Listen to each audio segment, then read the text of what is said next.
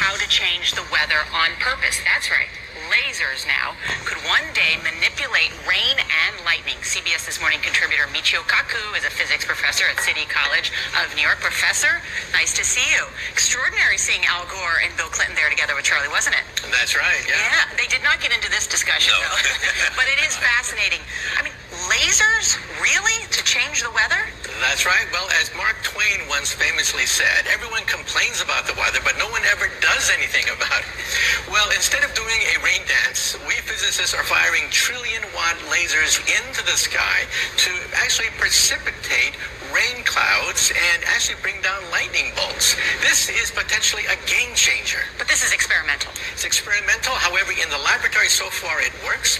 When you have water vapor and you have dust particles or ice crystals, you can precipitate rain. It condenses around the seeds.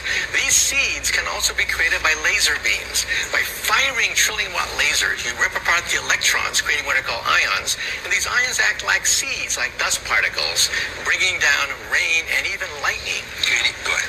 Well, this fascinates me in part because, too, I remember reading the stories that China had used this during the Olympics, that the USSR had used this after Chernobyl to create rain clouds. I mean, did those really work then? We have some of these capabilities now? Inconclusive. Even in the 60s, the CIA used this to bring down monsoons during the Vietnam War, to wash out the Viet Cong. Governments have been playing with this thing. Alleged to. Alleged to, right. Yeah. Now, we realize that for decades now, these governments have been alleged to have experimented with weather control, but nothing conclusive.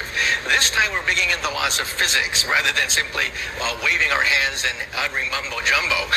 We're actually using trillion-watt lasers now. And in the laboratory, sure enough, they precipitate rain out of water vapor. Sure enough, you can actually bring down electricity down the beam. So what does it mean for drought areas that need to have rain for crops, and if they don't have them, there's the consequences of famine?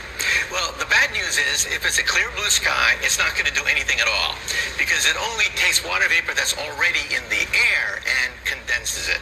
However, for floods, for agriculture, farmers, for people planning wedding parties, football games, you name it, outdoor events and agriculture and flooding and even hurricanes, all of them could be subject to weather modification.